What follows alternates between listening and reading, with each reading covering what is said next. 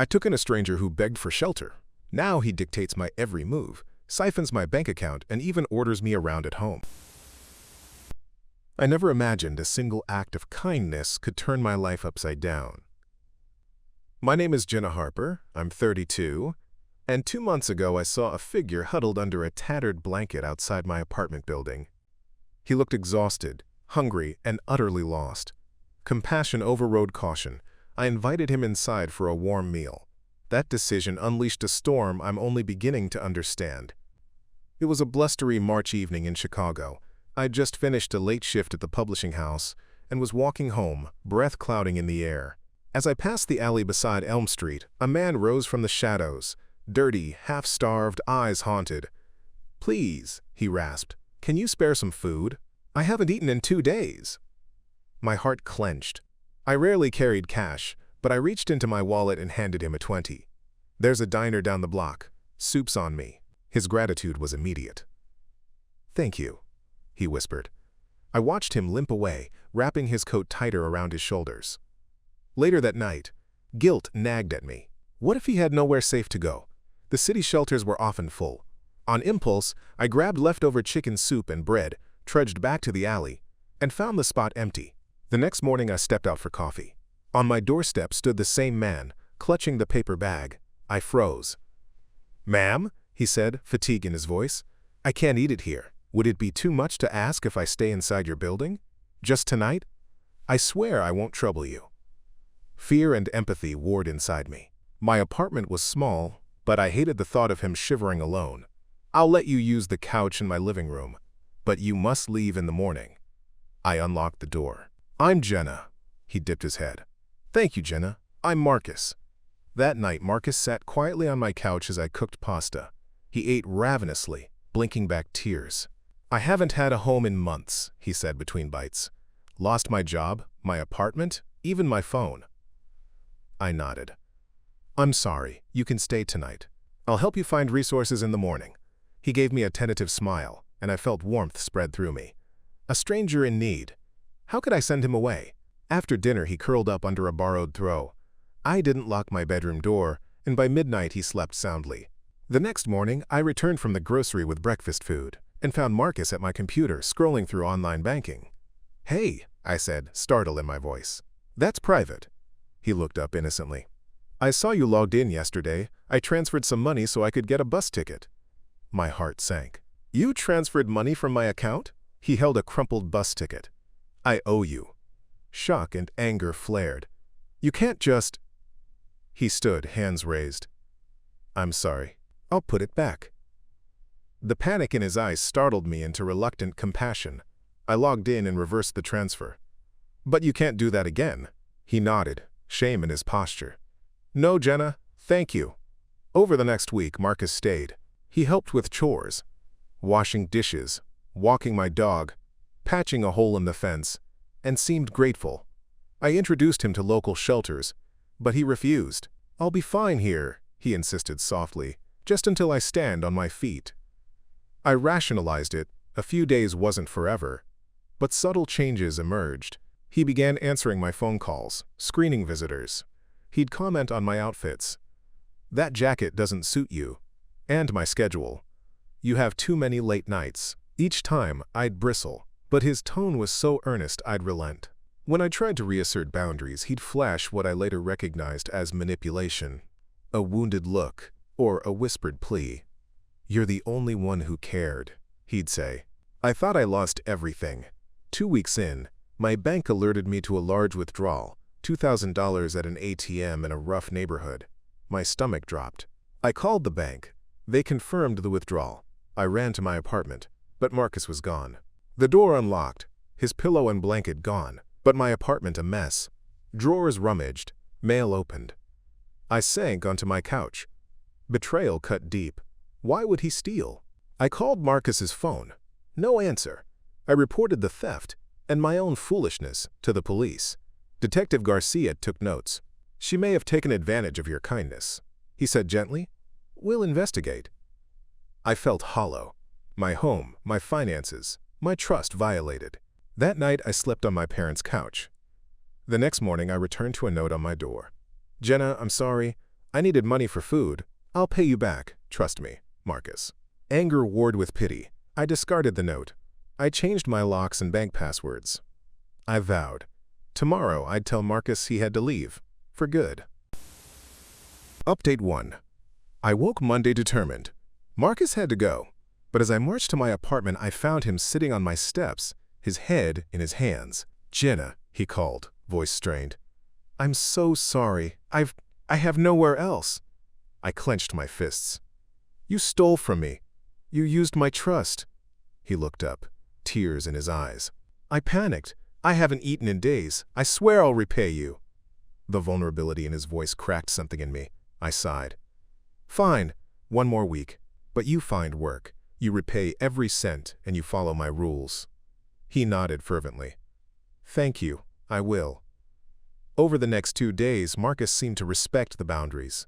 He applied for jobs in my building's bulletin, polished his resume on my computer, with permission, and even complimented my new artwork hanging in the living room. I found myself softening.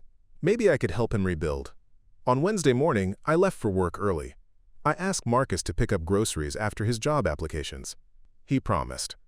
But that evening, I returned to discover empty shelves, and a locked grocery bag on my table containing only 2 apples and an IOU scrawled on a napkin. Sorry, needed cash, we'll pay you back. My heart sank. I dialed the bank, another withdrawal, $300 from a convenience store ATM. The betrayal cut deeper. This time it felt deliberate. I decided to confront him that night. The confrontation. I found Marcus at the park bench where I'd first invited him inside. He sat hunched, staring at the ground. As I approached, he straightened, feigning surprise. Did you take more money? I demanded, voice low. He flinched. I'm sorry. I got desperate. I'll work extra hours. Anything, I paced. You promised. You had opportunities. But you broke your word. This isn't survival, it's manipulation. Tears welled in his eyes. I know. I'm sorry. I shook my head. You need help. Professional help. I'm calling social services. They can place you in a program. You can't live off my charity. The next morning, I contacted Hope Haven, a non-profit for formerly homeless individuals. They offered him a spot in a 6-week transitional housing and job training program. Marcus agreed reluctantly, but I could see relief in his eyes. I helped him pack a small bag and drove him to the center. The coordinator, Ms. Ramirez, greeted him kindly and explained the program structure. Classes on budgeting, job skills, and a roommate-style apartment. As I said goodbye, Marcus took my hand. Thank you for not giving up on me. I managed a small smile. Take care of yourself. I'll see you when you graduate. Life without the shadow. Returning home felt surreal. The apartment quiet, the fridge full. I spent the evening reorganizing, setting up a new budget plan, and locking away emergency cash. The feeling of control returned. 2 weeks later, I received a call from Ms. Ramirez. Marcus is excelling. He's found part-time work at a cafe and attends classes diligently. He asked me to pass on his gratitude. My chest warmed. Despite the betrayals, my kindness had given him a chance, and he'd seized it, rebuilding trust. On Marcus's program graduation day, I drove to the center. He stood in a neat shirt, beaming as Ms. Ramirez handed him a certificate. He hugged me fiercely. I earned this because you believed in me, he said softly. I hugged him back, tears in my eyes. I'm proud of you. That evening we returned to my apartment. No longer his home, but a place where we could renew our friendship on honest terms. He offered to repay the money he'd taken. I refused. Pay it forward. Help the next person in need. Marcus nodded, understanding. I will. The unseen threat. Yet, as I drifted to sleep that night, my phone buzzed with an anonymous text. He's not who he seems. Watch your back. My heart raced. Had I misjudged Marcus? Or was someone else, lurking, exploiting his story? I realized my life had changed in more ways than one. The stranger I sheltered had taught me about compassion, and still, shadows lingered. I vowed to stay vigilant, to protect my home and my goodwill. Update 2. The anonymous text rattled me. Who sent it? And why? I resolved to find out. If Marcus was dangerous, I needed to know the truth before inviting harm into my life again. Tuesday evening, I sat at my desk, Marcus's progress report on my right, and my phone open to the mysterious message on the left. The number was untraceable. I needed clues. I checked my sent messages. No one else had seen my phone. Then I recalled. I'd left it unlocked when I packed for Marcus's graduation. Could someone else in my building have accessed it? I reviewed my building's tenant list and recalled 2 names besides mine. Tomas Liu, a quiet grad student, and Angela Pierce, a single mother working nights. I made notes and decided to start by asking Tomas. He often helped me haul groceries from the lobby and seemed trustworthy. An inconvenient truth. I found Tomas in the laundry room, loading his whites. "Hey, Tomas, mind if I ask you something odd?" I said. He glanced up, polite.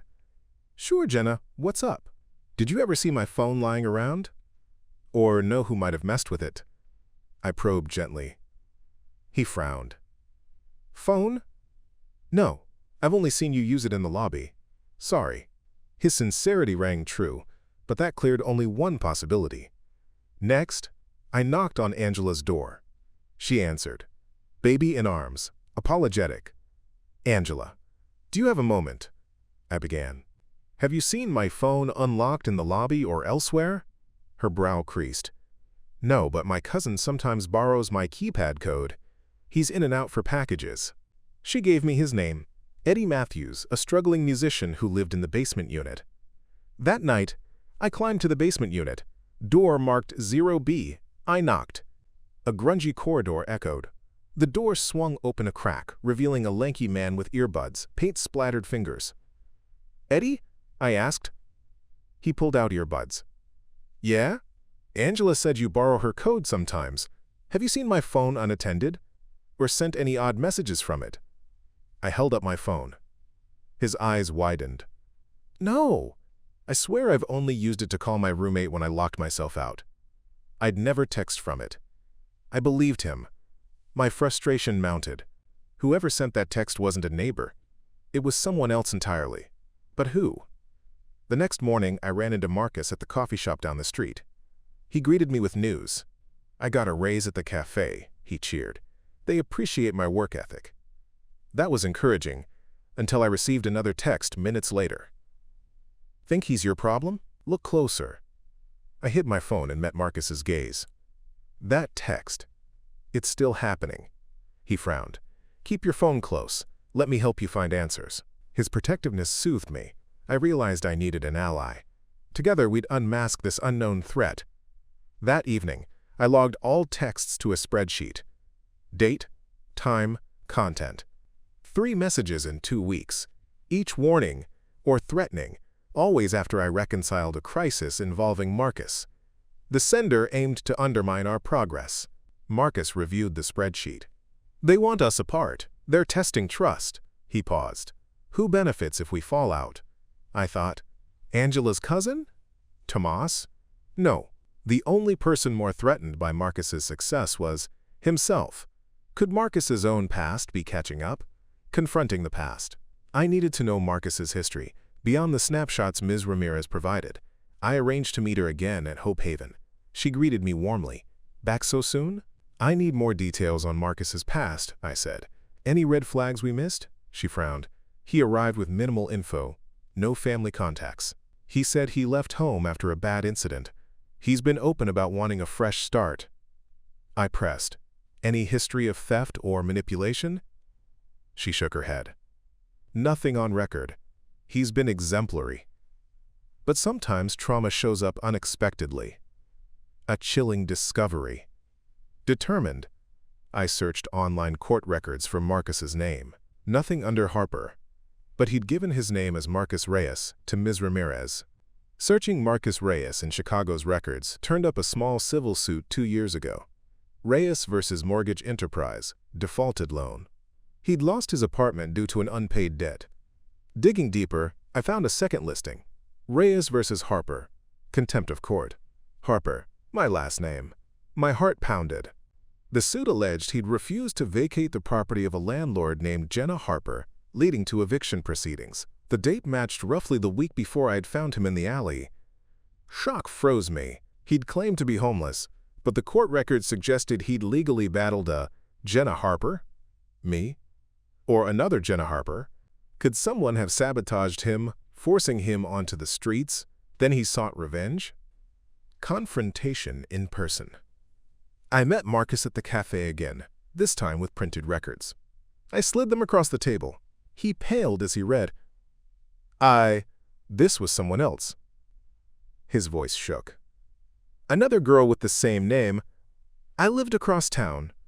I never sued you. I studied him. His eyes glistened with honesty. But someone sued a Jenna Harper. And they warned me to look closer. He shook his head. I promise it's not me. My past was messy. Debts and a bad breakup. But I never called this name or hacked your phone. His hand trembled as he reached for mine. Please believe me. The real puppet master. As he spoke, a realization struck. The sender of the texts wanted to isolate me, to make me distrust Marcus so I'd kick him out again. But the threats always preceded revelations about Marcus, leading me to distrust him, backing me into a corner where I would reject him. Who benefits from destroying Marcus's new life? The only person with that motive was the anonymous accuser in the civil suit, likely Marcus's ex Lena, the bad breakup he'd mentioned. She might hold a grudge against both of us, especially if she confused our names. I asked Marcus, "Do you know a Lena, an ex with the same name?" He nodded slowly. "Yeah, Lena Harper. She was my landlord, then girlfriend. When she found I'd defaulted, she evicted me, and we broke up badly. She always blamed me." The puzzle clicked. Lena Harper had a grudge against Marcus and a name match against me. She'd accessed my phone to send threatening texts and gaslight me into fearing Marcus again, planning the sting. We needed proof. If we could lure her into exposing herself, we could end the harassment. Marcus and I devised a plan. I'd post a public message on social media, pretending I was kicking him out for good, and see who responded. That night I posted on my apartment's community board. Due to repeated breaches of trust, I've asked Marcus to leave. I won't tolerate any more theft or deceit. Jenna Harper. Then I waited. Minutes later, my phone buzzed with a text from an unknown number. Good. He'll get what he deserves. Enjoy your solitude. The tone was gleeful. Lena's signature, exposing the harasser. I called Detective Garcia. I have proof. Witness threats from an ex named Lena Harper. I sent him the digital trail, texts, court records, and our social media post. Garcia replied, "We'll serve a subpoena. She'll need to answer." Within days, Lena was identified and contacted. Under the threat of legal action, she confessed to the harassment, admitting she'd sent texts from burner phones, hoping to drive a wedge between Marcus and me. She was charged with cyber harassment, restoring peace. With Lena's actions exposed, the anonymous threats ceased. Marcus and I shared a deep sigh of relief. At home, I locked teams in the kitchen. "I'm sorry I doubted you," I said. He hugged me. "I knew you'd see the truth." Our bond, tested by betrayal and threat, now stood unbreakably strong. A week later, Detective Garcia closed the harassment case and returned my peace of mind. Marcus, now truly free of past shadows, continued his new job and joined me for dinner each night without fear. I reflected on our journey, from desperate kindness to deception, compassion to confrontation, distrust to deeper trust. I realized that welcoming a stranger had meant risk, but also growth. Update 3. With Lena's harassment behind us, Marcus and I finally felt free to rebuild, not only our friendship, but our lives together in harmony. But freedom brings new challenges, and our story was far from over. I'd always lived alone in my cozy one-bedroom apartment. Now, with Marcus working regular shifts and paying his share, we decided to move into a larger two-bedroom loft. It felt symbolic, a fresh start in a space neither of us had fully claimed before. One sunny Saturday, we drove through industrial chic neighborhoods, hunting for the perfect place. We toured a spacious loft with exposed brick walls, high ceilings, and big windows overlooking the river. Marcus ran his fingers along the brick, grinning. We'll paint an accent wall here. I imagined a mural of the oak bench in our corner, and I nodded. Let's do it. That afternoon, we signed the lease. At the new loft's empty entrance, I turned to Marcus. We're in this together. He took my hand.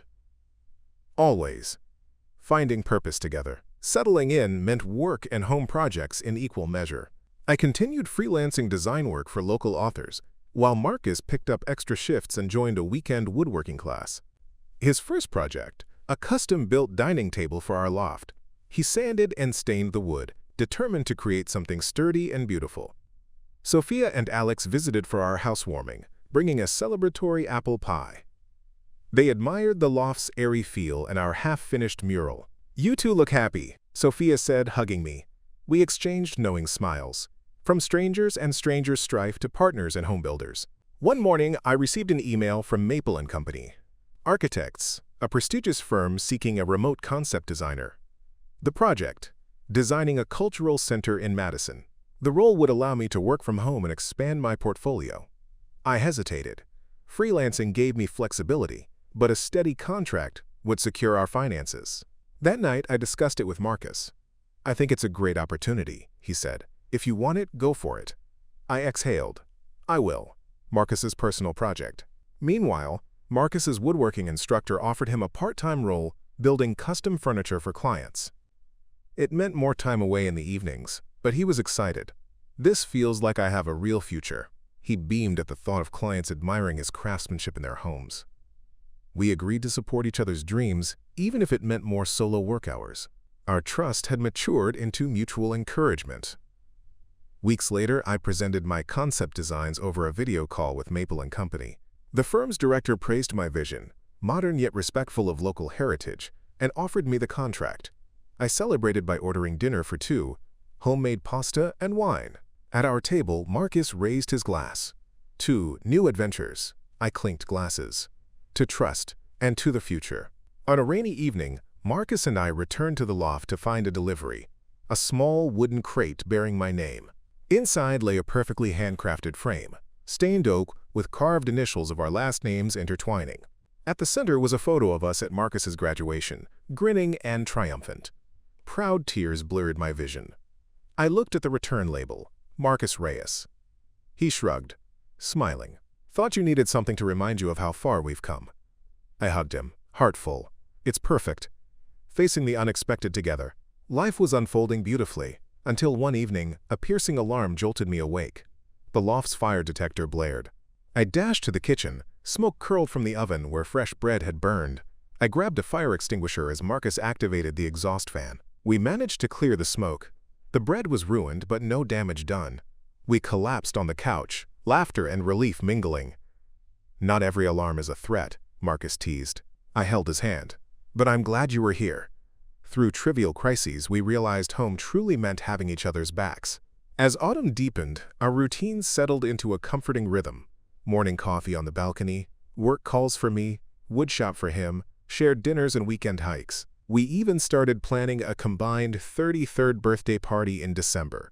Separate birthdays, but one big celebration. Invitations went out to family and friends, and Slovenia-bound grapes were hung in the window for drying, a nod to Marcus's heritage. In the quiet moments, I often paused by the oak bench near the river path and reflected on the journey, from the alley to the loft. Each phase tested us, each challenge strengthened us.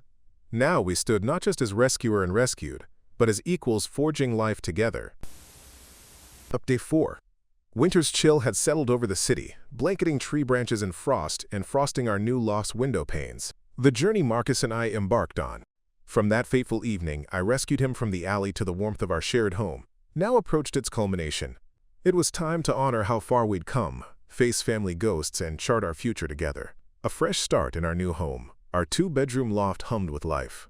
Exposed brick walls framed the oak bench mural I painted, and Marcus's handcrafted dining table stood solid beneath a string-lit ceiling. Every corner held a memory of our shared trials. The first night he slept on my couch, the day we packed his things for the transitional program. The afternoon we affixed the "Trust Rooted Here" plaque on our favorite bench. One Saturday morning, sunlight filtered through heavy drapes as Marcus brewed coffee. I carried mugs to the balcony, steam spiraling into the crisp air, and sat beside him. Below, the river glinted like liquid silver. "We did good," he whispered, handing me a warm cup.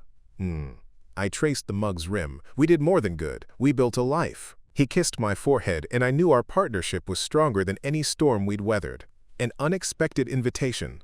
Just as I felt settled, an envelope arrived, heavy cream paper, sealed with red wax. Inside lay an invitation in my younger sister Anna's elegant hand. "Jenna Harper and Marcus Reyes. Please join me for dinner. December 20th, 7 p.m. Anna Harper." I hadn't spoken to Anna in nearly a decade after she vanished post-college. Memories of our childhood fights and unspoken resentments surfaced.